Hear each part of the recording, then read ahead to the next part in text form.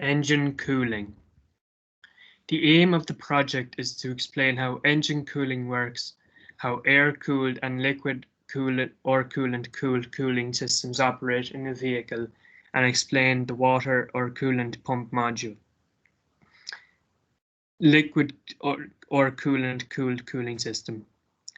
In the figure 2 of the poster, there is a diagram of a liquid coolant-cooled cooling system from a turbocharged petrol engine. This cooling system is composed of various parts: the radiator, oil radiator, turbocharger, coolant expansion tank, coolant pump, electrical post-circulation pump, and heating heat exchanger. It operates under the cross-flow principle. The coolant flows from the radiator to the water pump, which sends to the engine block. For this example, there is an electrical pump also for coolant post-circulation. It prevents the turbocharger from overheating after being under intense loads, and so prevents oil from building up in the blower fan shaft from carbonizing. The electrical pump activates from the ECU immediately when the ignition is switched off and runs for 15 minutes. During this period, the pump sends coolant from the radiator to the turbocharger in the opposite direction.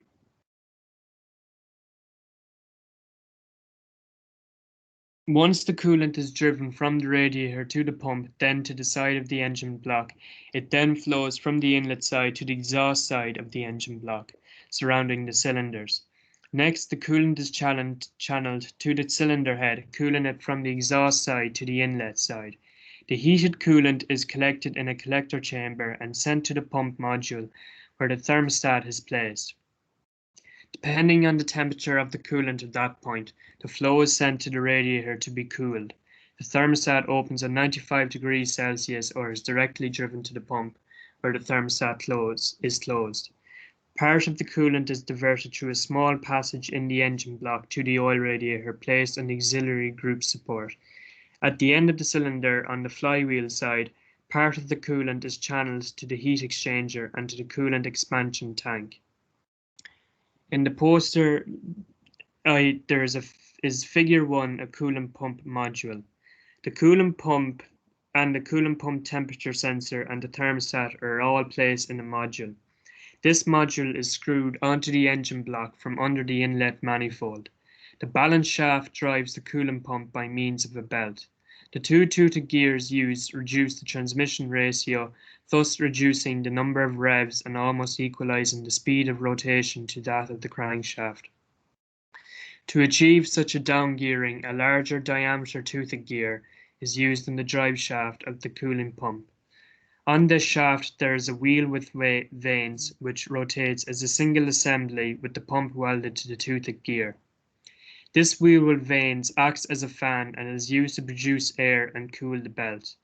This air cooling system, driven by a belt, is maintenance-free. Only the thermostat, the temperature sensor, and the belt cover can be replaced as single parts references. There is a center pin on the housing for correct thermostat assembly.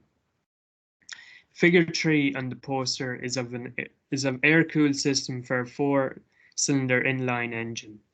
The volume of air needed to conduct a given amount of heat away from the cylinders of an air-cooled engine is about 2,000 times the volume of water necessary to remove the same amount of heat, and in order to provide the necessary airflow around the cylinders of an enclosed engine, a powerful fan is essential.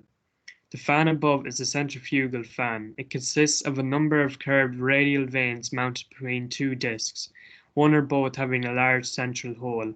When the fan is rotated, air between the vanes rotates with it and is thrown outwards by centrifugal force. Number 4 on the diagram is labeled as a centrifugal fan. The centrifugal fan is driven at approximately twice the crankshaft speed and is mounted at the front of the engine and takes in air through a central opening. Number 5 in the fan casing, which is labeled number 5 in the diagram. From the fan, the air is delivered into a cowl, which is labeled number 6 on the diagram, from which it passes over the fins on the engine cylinders, which is labeled number 3 on the diagram. The baffles which is number 1 labeled on the diagram, is directed direct the airflow between the fins from which the air picks up the heat, so cooling the cylinders, which is number 2 on the diagram. In conclusion, both cooling systems are highly efficient. However, air-cooled engines are cost efficient. They are efficient when it comes to fuel and are low-cost maintenance. Also, air-cooled engines have no chance of the engine block cracking during cold temperatures, as there's no liquid in the engine. But if you wish to avail of more power and torque, then opting for liquid-cooled engines would be the best option.